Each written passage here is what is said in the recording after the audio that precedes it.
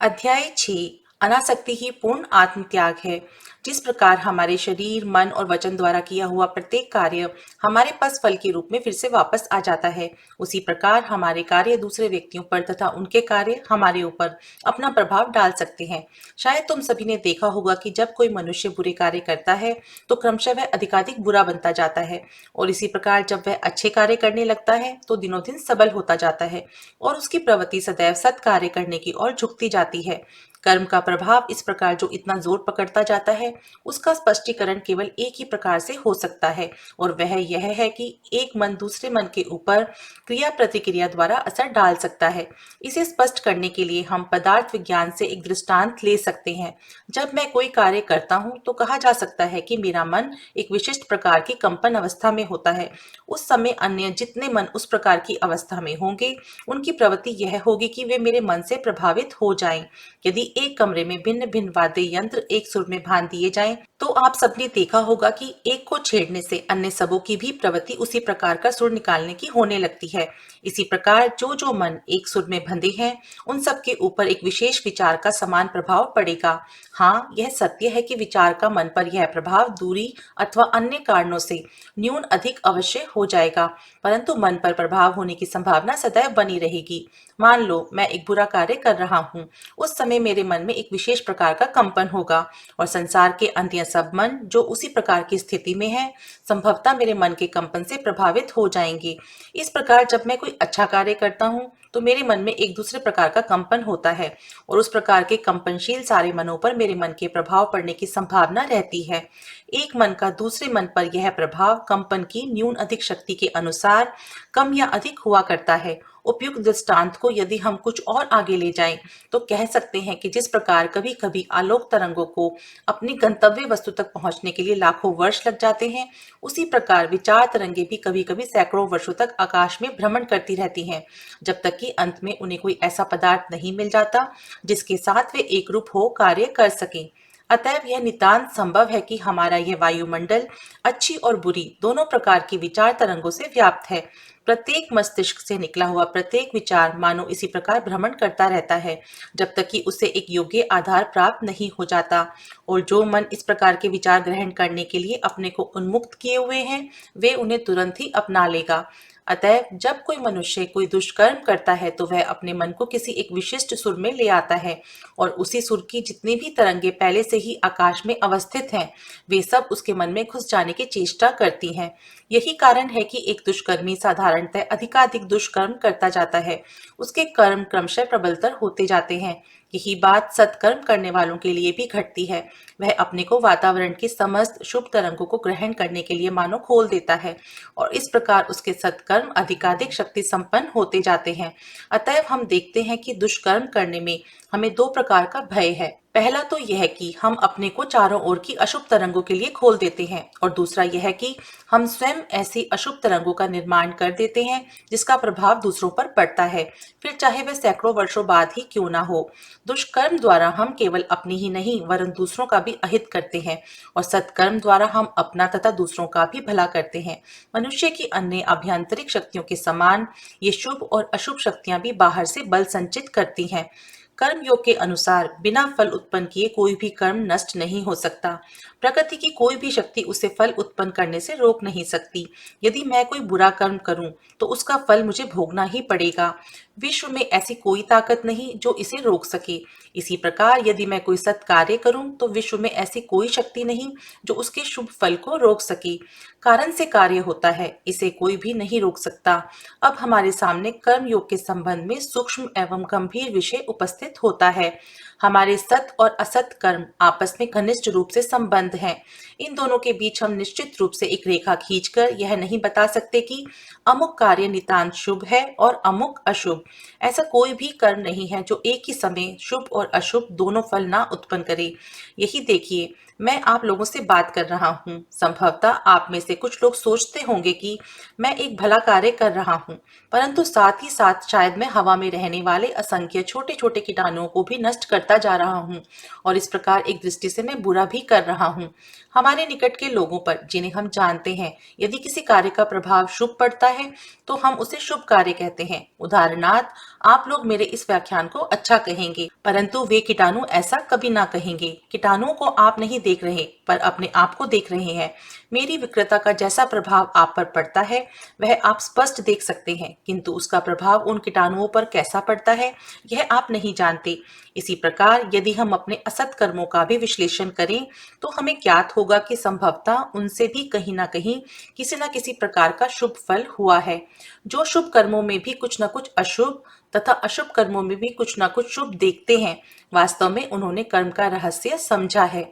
हाँ, तो इससे हमने क्या सीखा? यही कि हम चाहे जितना भी प्रयत्न क्यों ना करें, ऐसा कोई कर्म नहीं हो सकता जो संपूर्णतः पवित्र हो अथवा संपूर्णतः अपवित्र। यहाँ पवित्रता या अपवित्रता से हमारा तात्पर्य है अहिंसा या हिंसा। बिना दूसरों को नुकसान पहुंचाए हम सांस तक नहीं ले सकते। अपने भोजन का प्रत्येक ग्रास हम किसी दूसरे के मुंह से छीनकर खाते हैं। यहाँ तक कि हमारा अस्तित्व भी दूसरे प्राणियों के जीवन को हटाकर होता है। चाहे मनुष्य हो, पशु हो अथवा कीटाणु, किसी न किसी को हटाकर ही हम अपना अस्तित्व स्थिर रखते हैं। ऐसी दशा में यह स्वाभाविक ही है कि कर्म द्वारा पूर्णता कभी नहीं प्राप्त हो सकती। हम भले ही अनंत काल तक कर्म करते रहें, परंतु इस जटिल संसार व्यूह से कभी छुटकारा ना होगा। हम चाहे निरंतर कार्य करते रहें, परंतु इस शुभ और अशुभ कर्म फल रूपी बंधन का कभी अंत ना होगा। दूसरी विचारणीय बात है, कर्म का उद्देश्य क्या है? हम देखते हैं कि प्रत्येक देश के अधिकांश व्यक्तियों की यह धारणा होती है कि एक समय ऐसा आएगा जब यह संसार पूर्णता को प्राप्त हो जाएगा। तब यहाँ ना तो किसी प्रकार का रोग रहेगा, ना शोक, ना दृष्टता, ना मृत्यु। वैसे तो यह एक बहुत सुंदर विचार है और एक अज्ञानी को कार्य में प्रेरणा देने के लिए बड़ी अच्छी खुराक है, परंतु यदि हम क्षण भर भी ध्यान पूर्वक सोचें तो हमें सहज ही ज्ञात हो जाएगा कि ऐसा कभी नहीं हो सकता। और यह हो भी कैसे सकता है जब हम जानते हैं कि भलाई और बुराई एक ही सिक्के के चित्त और पट हैं। ऐसा भी कहीं हो सकता है कि भलाई हो और उसके साथ बुराई ना हो? तब फिर पूर्णता का अर्थ क्या है? सच पूछा जाए तो पूर्ण जीवन शब्द ही स्वर विरोधात्मक है। जीवन तो हमारे एवं प्रत्येक बाह्य वस्तु के बीच एक प्रकार का निरंतर द्वंद सा है। प्रति क्षण हम बाह्य प्रकृति से संघर्ष करते रहते हैं और यदि उसमें हमारी हार हो जाए तो हमारा जीवन दीप ही बुझ जाता है। आहार और हवा के लिए निरंतर चेष्टा का नाम ही है जीवन। यदि हमें भोजन या हवा ना मिले तो हमारी मृत्यु हो जाती है। जीवन कोई आसानी से चलने वाली सरल चीज नहीं है। यह तो एक प्रकार का सम्मिश्रित व्यापार है। बहिर्जगत और अंतर जगत का घोर द्वंद ही जीवन कहलाता है। इस प्रकार यह स्पष्ट है कि जब यह द्वंद समाप्त हो जाएगा तो जीवन का भी अंत हो जाएगा। उपयुक्त आदर्श सुख की बात का अर्थ है इस सांसारिक द्वंद का अंत हो जाना, परंतु तब तो जीवन का भी अंत हो जाएगा, क्योंकि द्वंद का अंत उसी समय होता है जब स्वयं जीवन ही चला जाता है। हम यह देख ही चुके हैं कि संसार का उपकार करना अपना ही उपकार करना है। दूसरों के लिए किए गए कार्य का मुख्य फल है अपनी स्वयं की आत्मशुद्धि। दूसरों के प्रति निरंतर भलाई करते रहने से हम स्वयं को भूलने का प्रयत्न करते रहते हैं और यह आत्मविस्मृति ही एक बहुत बड़ी शिक्षा है जो हमें जीवन में सीखनी है। मनुष्य मूर्खतावश सोचता है कि वह अपने को सुखी बना सकता है, परंतु वर्षों के घोर संघर्ष के बाद उसकी आंखें खुलती हैं और वह यह अनुभव करता है कि वास्तविक सुख तो स्वार्थपरता को नष्ट कर देने में है और अपने को सुखी बनाने वाला अन्य कोई नहीं, केवल वह स्वयं ही है। परोपकार का प्रत्येक कार्य, सहानुभूति का प्रत्येक विचार, दूसरों की सहायतार्थ किया गया प्रत्येक कर्म, प्रत्येक भला कार्य हमारे शुद्र अहम भाव को प्रतिक्षण घटाता रहता है और हमें यह भावना उत्पन्न करता है कि हम किसी से बड़े नहीं और इसलिए ये सब कार्य श्रेष्ठ हैं। ज्ञानी, भक्त और कर्मी तीनों इस बात पर एकमत हैं। सर्वोच्च आदर्श है चिरकाल के लिए संपूर्ण रूप से आत्मत्याग, जिसमें किसी प्रकार का मैं नहीं, केवल तू ही तू है। हमारे जाने या बिना जाने कर्म योग हमें इस लक्ष्य की ओर ले जाता है। संभव है एक धर्म प्रचारक निर्गुण की बात सुनकर चौंक उठे। उसका शायद यही दृढ़ मत हो कि ईश्वर सगुण है और वह अपने निजत्व, अपने स्वतंत्र व्यक्तित्व को, इस व्यक्तित्व के बारे में उसकी धारणा चाहे जैसी भी हो, कायम रखने का इच्छुक हो। परंतु यदि उसके नीति विषयक विचार वास्तव में शुद्ध हैं, तो उनका आधार सर्वोच्च आत्मत्याग के अतिरिक्त और कुछ हो ही नहीं सकता। यह संपूर्ण आत्मत्याग ही सारी नीति की नींव है। मनुष्य, पशु, देवता सबके लिए यही एक मूल भाव है जो समस्त नैतिक आदर्शों में व्याप्त है। इस संसार में हमें कई प्रकार के मनुष्य मिलेंगे। प्रथम तो वे जो देव प्रकृति पुरुष कहे जा सकते हैं। वे पूर्ण आत्मत्यागी होते हैं, अपने जीवन की भी बाजी लगाकर दूसरों का भला करते हैं। ये सर्वश्रेष्ठ पुरुष हैं। यदि किसी देश में ऐसे 100 मनुष्य भी रहें तो उस देश को फिर किसी बात की चिंता नहीं। परंतु खेद है, ऐसे लोग बहुत बहुत कम हैं। दूसरे वे साधु प्रकृति मनुष्य हैं जो दूसरों की भलाई तब तक करते हैं जब तक उनका स्वयं का कोई नुकसान ना हो। और तीसरे वे आसुरी प्रकृति के लोग हैं जो अपनी भलाई के लिए दूसरों का नुकसान तक करने में नहीं हिचकिचाते। एक संस्कृत कवि ने चौथी श्रेणी भी बताई है जिसको हम कोई नाम नहीं दे सकते। वे लोग ऐसे होते हैं कि अकारण ही दूसरों का नुकसान करते रहते हैं। जिस प्रकार सर्वोच्च स्तर पर साधु महात्मा गण भला करने के लिए ही दूसरों का भला करते रहते हैं, उसी प्रकार सबसे निम्न स्तर पर ऐसे लोग भी हैं जो केवल बुरा करने के लिए ही दूसरों का बुरा करते रहते हैं। ऐसा करने से उन्हें कोई लाभ नहीं होता, यह तो उनकी प्रकृति ही है। संस्कृत में 2 शब्द हैं, प्रवृत्ति और निवृत्ति। प्रवृत्ति का अर्थ है किसी वस्तु की ओर परिवर्तन या गमन, और निवृत्ति का अर्थ है किसी वस्तु में निर्वर्तन या दूरगमन। किसी वस्तु की ओर परिवर्तन का ही अर्थ है हमारा यह संसार, यह मैं और मेरा। इस मैं को धन संपत्ति, प्रभुत्व, नाम यश द्वारा सर्वदा बढ़ाने का यत्न करना, जो कुछ मिले उसी को पकड़ रखना, सारे समय सभी वस्तुओं को इस मैं रूपी केंद्र में ही संग्रहित करना, इसी का नाम है प्रवृत्ति। यह प्रवृत्ति ही मनुष्य मात्र का स्वाभाविक भाव है।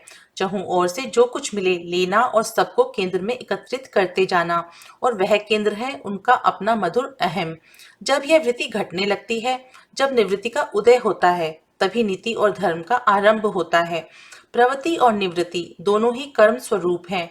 एक असत कर्म है और दूसरा सत निवृत्ति ही सारी नीति एवं सारे धर्म की नींव है, और इसकी पूर्णता ही संपूर्ण आत्मत्याग है, जिसके प्राप्त हो जाने पर मनुष्य दूसरों के लिए अपना शरीर, मन, यहाँ तक कि अपना सर्वस्व निछावर कर देता है। तभी मनुष्य को कर्म योग में सिद्धि प्राप्त होती है। सत्कार्यों का यही सर्वोच्च फल है। किसी मनुष्य ने चाहे एक भी दर्शन शास्त्र ना पढ़ा हो, किसी प्रकार ईश्वर में विश्वास ना किया हो और अभी भी ना करता हो, चाहे उसने अपने जीवन भर में एक बार भी प्रार्थना ना की हो, परंतु केवल सत्कार्यों की शक्ति उसे यदि उस अवस्था में ले जाए जहां वे दूसरों के लिए अपना जीवन और सब कुछ उत्सर्ग करने के लिए तैयार रहे, तो हमें समझना चाहिए कि वह उसी लक्ष्य को पहुंच गया है जहां एक भक्त अपनी उपासना द्वारा तथा एक ज्ञानी अपने ज्ञान द्वारा पहुंचता है।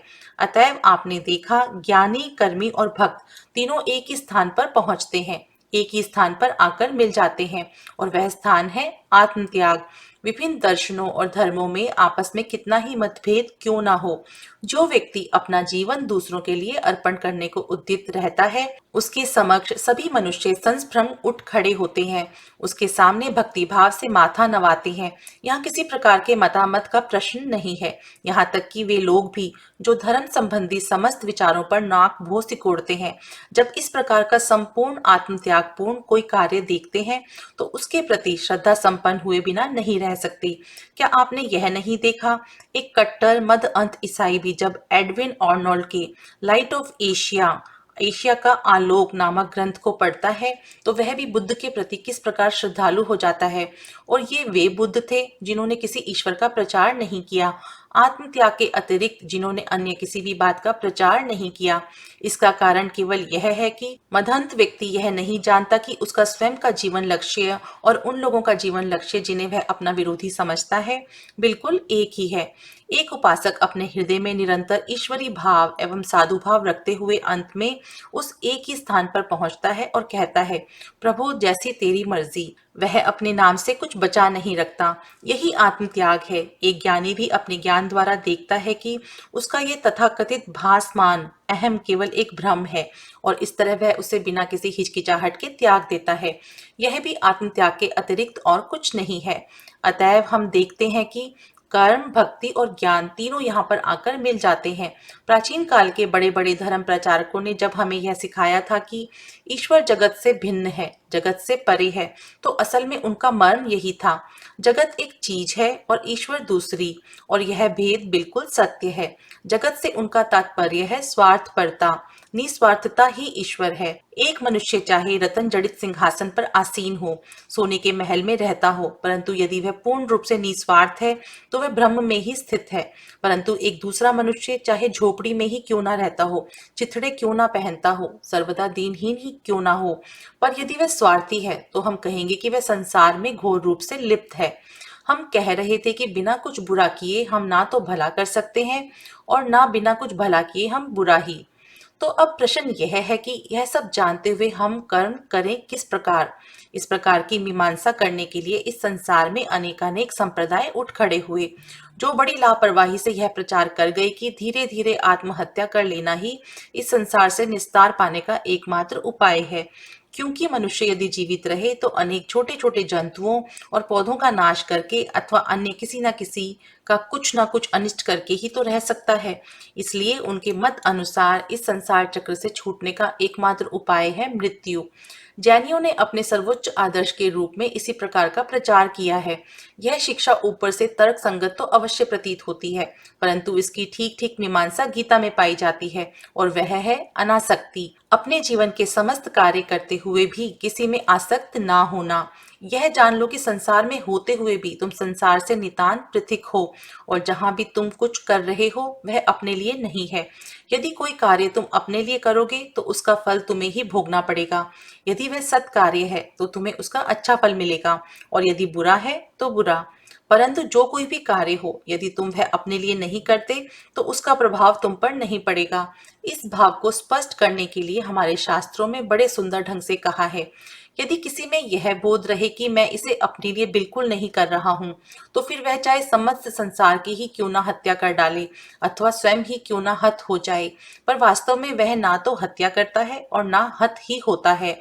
इसलिए कर्म योग हमें शिक्षा देता है, संसार को मत छोड़ो, संसार में ही रहो, जितना चाहो सांसारिक भाव ग्रहण करो, परंतु यदि यह सब तुम्हारे ही भोग के लिए हो तो फिर तुम्हारा कर्म करना व्यर्थ है। तुम्हारा लक्ष्य भोग नहीं होना चाहिए। पहले अहम भाव को नष्ट कर डालो, फिर समस्त संसार को आत्मस्वरूप देखो।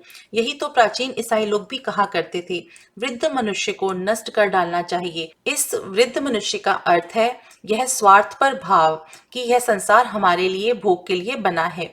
अतः माता पिता अपने बच्चे को यह प्रार्थना करने की शिक्षा देते हैं, हे प्रभु, तूने यह सूर्य और चंद्रमा मेरे लिए ही बनाए हैं, मानो उस ईश्वर को सिवाय इसके कि वह इन बच्चों के लिए यह सब पैदा करता रहे और कोई काम नहीं था। अपने बच्चों को ऐसी मूर्खतापूर्ण शिक्षा मत दो। फिर एक दूसरे प्रकार के भी मूर्ख लोग हैं जो हमें सिखाते हैं कि ये सब जानवर हमारे मारने खाने के लिए ही बनाए गए हैं और यह सारा संसार मनुष्य के भोग के लिए है। यह सब निरी मूर्खता है। एक शेर भी कह सकता है कि मनुष्य की उत्पत्ति मेरे लिए ही हुई है, और ईश्वर से प्रार्थना कर सकता है, हे प्रभु, मनुष्य कितना दुष्ट है कि वह अपने को मेरे सामने उपस्थित नहीं कर देता जिससे मैं उसे खा जाऊं।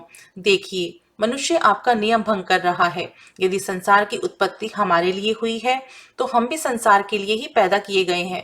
यह बड़ी कुत्सित धारणा है कि यह संसार हमारे भोग के लिए ही बनाया गया है, और इसी भयानक धारणा से हम बद्ध रहते हैं। वास्तव में यह संसार हमारे लिए नहीं है। प्रति वर्ष लाखों लोग इसमें से बाहर चले जाते हैं, परंतु उधर संसार की कोई नजर तक नहीं। लाखों फिर आ जाते हैं। संसार जैसे हमारे लिए है, वैसे ही हम भी संसार के लिए हैं। अतएव ठीक ढंग से कर्म करने के लिए यह आवश्यक है कि पहले हम आसक्ति का भाव त्याग दें।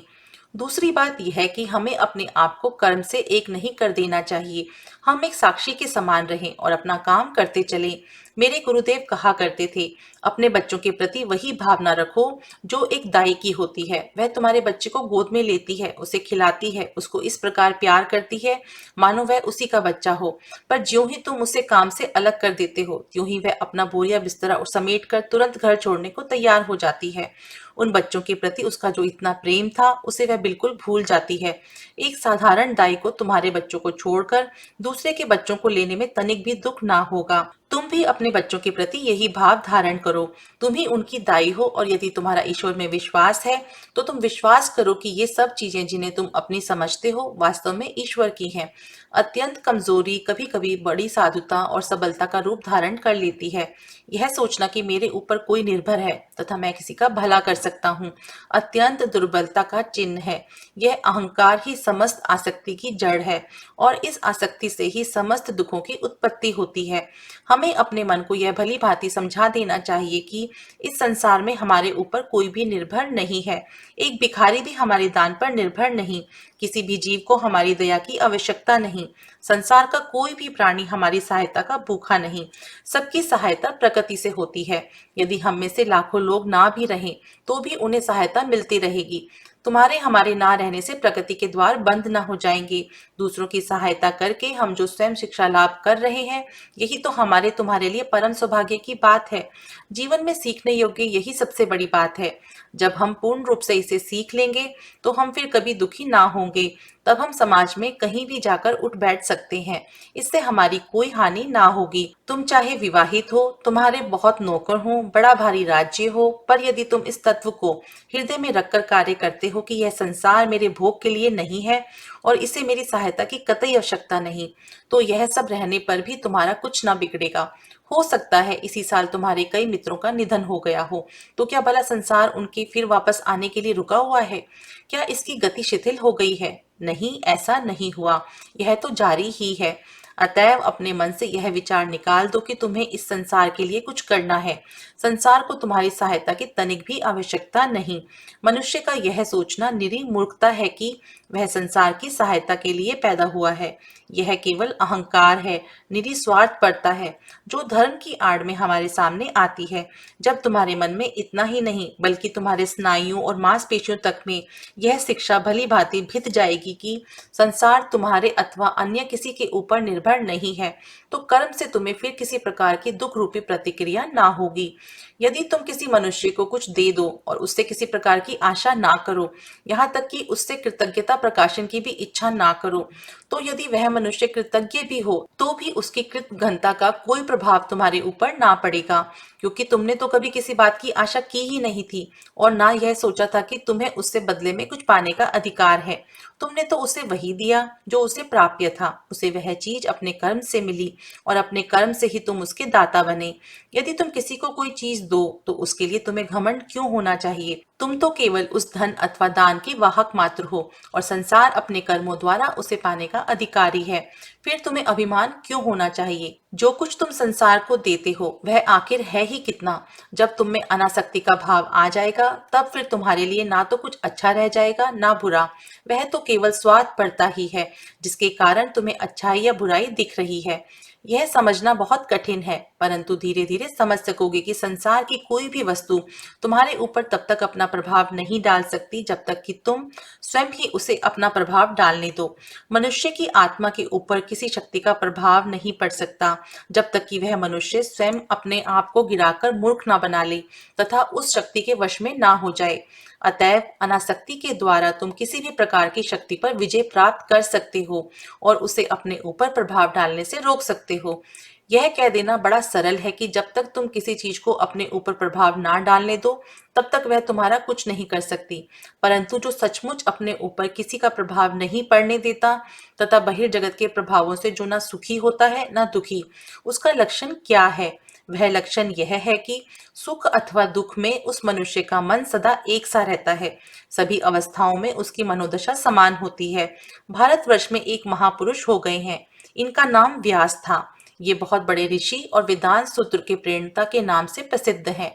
इनके पिता ने पूर्णत्व प्राप्त करने का बहुत यत्न किया था, परंतु वे असफल रहे।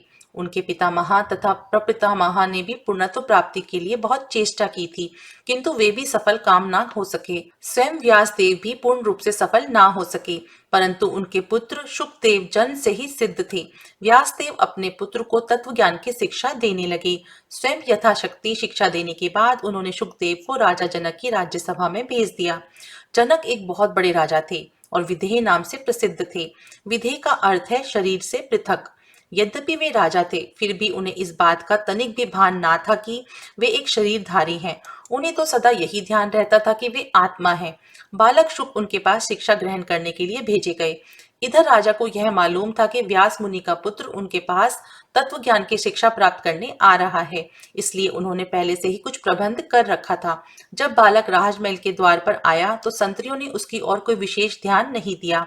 उन्होंने बस उसे बैठने के लिए एक आसन भर दे दिया। इस आसन पर वह बालक लगातार 3 दिन बैठा रहा। ना तो कोई उससे कुछ बोला और ना किसी ने यह पूछा कि वह कौन है और क्या चाहता है। बालक शुक इतने बड़े ऋषि के पुत्र थे। उनके पिता का देश भर में सम्मान था और वे स्वयं भी प्रतिष्ठित थे, परंतु फिर भी उन शूद्र संतरियों ने उन पर कोई ध्यान ना दिया। इसके बाद अचानक राजा के मंत्री तथा बड़े बड़े राज्य अधिकारी वहां पर आए और उन्होंने उनका अत्यंत सम्मान के साथ स्वागत किया। वे उन्हें अंदर एक सुशोभित गृह में लिवा ले गए, इत्रों से स्नान कराया, सुंदर वस्त्र पहनाए और 8 दिन तक उन्हें सब प्रकार के विलास में रखा। परंतु शुकदेव के प्रशांत चेहरे पर तनिक भी अंतर ना हुआ। बालक शुक आज भी विलासों के बीच वैसे ही थे जैसे कि वे उस दिन जब वे महल के द्वार पर बैठे हुए थे। इसके बाद उन्हें राजा के सम्मुख लाया गया।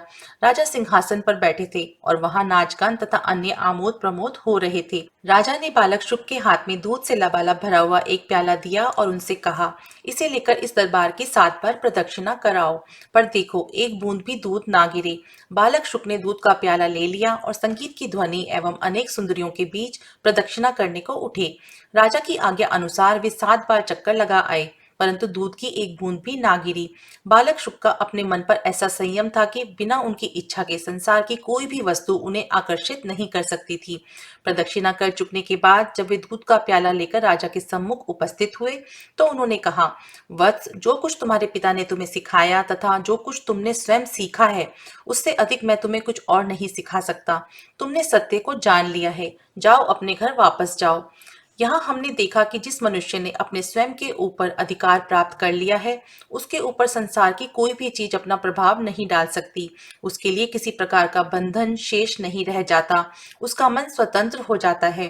केवल ऐसा पुरुष ही संसार में रहने योग्य है। बहुधा हम देखते हैं कि लोगों की संसार के संबंध में 2 प्रकार की धारणाएं होती हैं।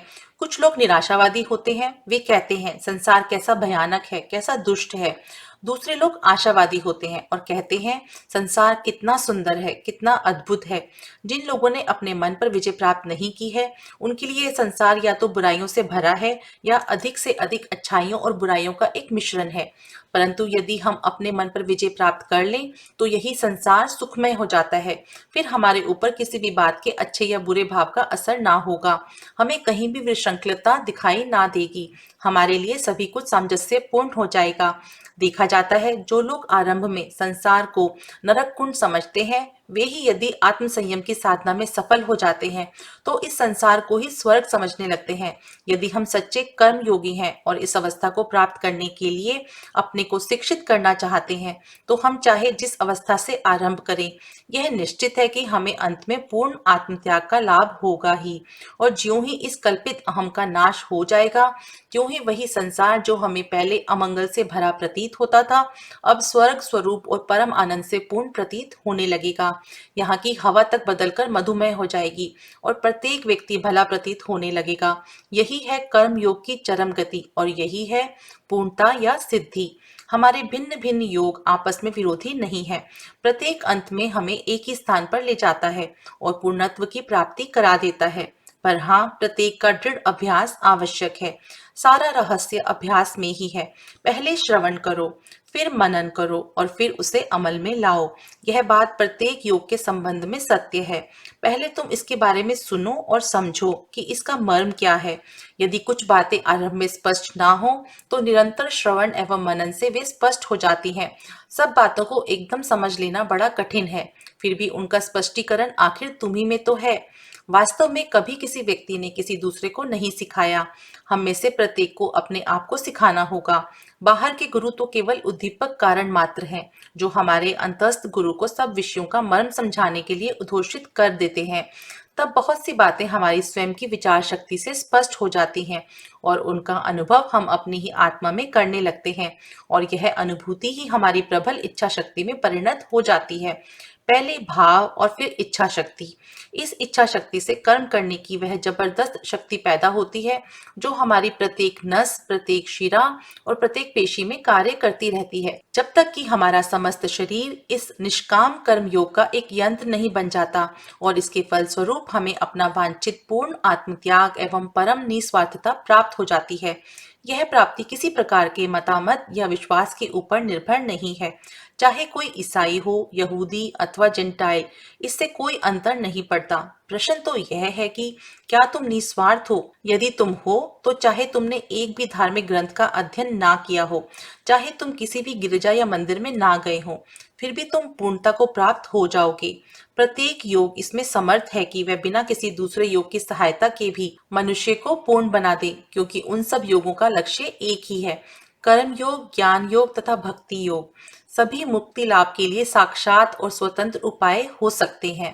सांख्य योगो पृथक बाला प्रवदंती ना पंडिता।